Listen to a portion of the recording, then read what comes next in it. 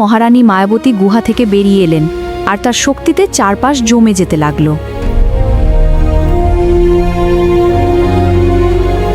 মহারানী, আপনার গায়ের রং তো হীরের মতো চকচক করছে। আপনি কি এখন আমাদের আর চিনতে পারছেন? চিনতে পারছি বলেই তোমরা এখনো জীবিত আছো হিরণ্য, নতুবা আমার এই নতুন শক্তির এক ঝলকেই তোমরা ছাই হয়ে যেতে। বাপরে, অমর হওয়ার পর তো আপনার কথাগুলো বরফের মতো ঠান্ডা হয়ে গেছে। সেনাপতি অগ্নি শ্রদ্ধার সাথে মহারানীর সামনে নত হয়ে বসলেন। মহারানী, এবার আমাদের পরবর্তী গন্তব্য কোথায়? ওপারে আছে মেঘমল্লার রাজ্য। তারা নাকি মেঘের ওপর প্রাসাদ বানিয়ে থাকে।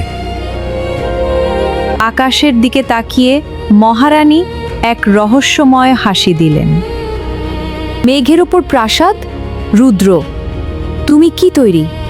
আমি চাই না আমার শত্রুরা আমার নাগালের বাইরে কোনো উঁচু জায়গায় থাকুক। তখন আকাশ থেকে বিশাল শকুন রুদ্র নিচে নেমে এলো এবং বলল, মহারানী, মেঘমল্লারের কথা আমি জানি।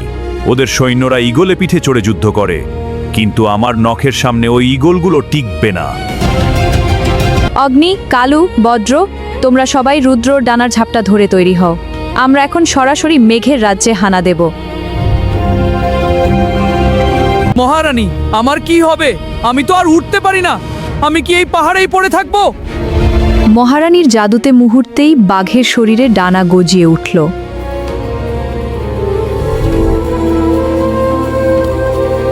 এ কি, আমি কি এখন পাখি হয়ে গেলাম? কালু ভাই, দেখো আমি উড়তে পারছি।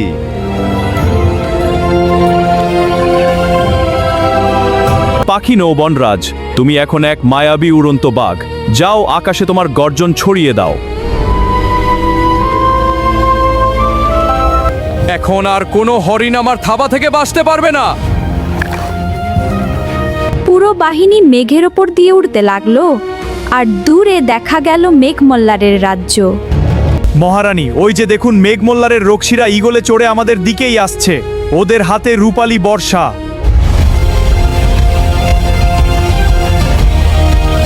বজ্র, তোমার বিষাক্ত তীরগুলো আজ মেঘের বুক চিরে ফেলুক।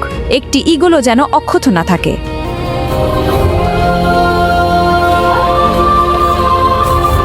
চিন্তা করবেন না মহারানী, আজ মেঘের রং নীল থেকে কালো হয়ে যাবে। তখন মেঘমল্লারের রক্ষী বাহিনীর প্রধান সামনে এগিয়ে এলো।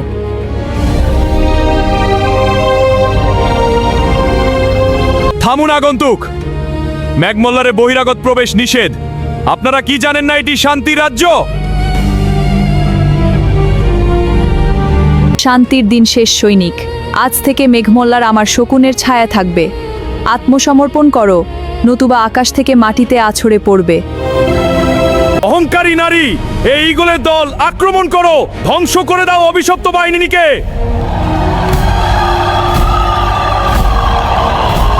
তারপরই শুরু হলো মেঘের ওপর ভয়ঙ্কর যুদ্ধ।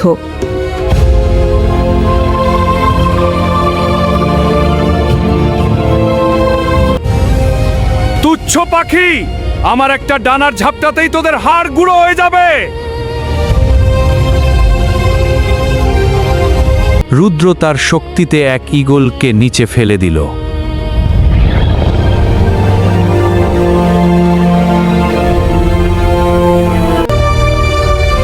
বাঁচাও, কেউ আমাকে রক্ষা করো।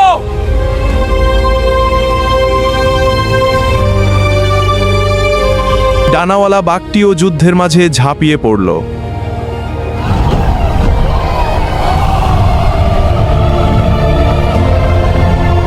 আকাশে যুদ্ধ করতে তো বেশ মজা।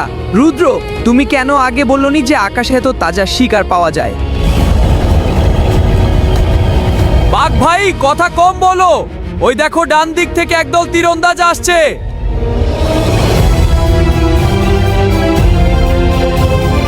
বজ্র একের পর এক তীর ছুঁড়ে শত্রুদের দুর্বল করে দিতে লাগলো।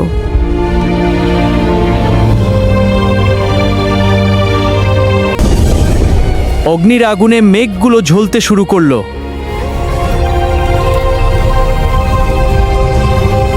মেঘমল্লারের রাজা ভেবেছিল আকাশ তার জন্য নিরাপদ।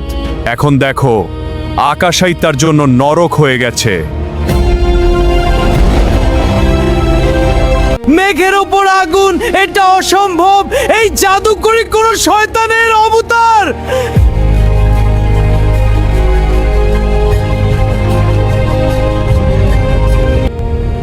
অবশেষে তারা মেঘমল্লারের প্রাসাদের সামনে পৌঁছে গেল। মহারানীর স্পর্শেই প্রাসাদের দরজা ভেঙে ধুলো হয়ে গেল।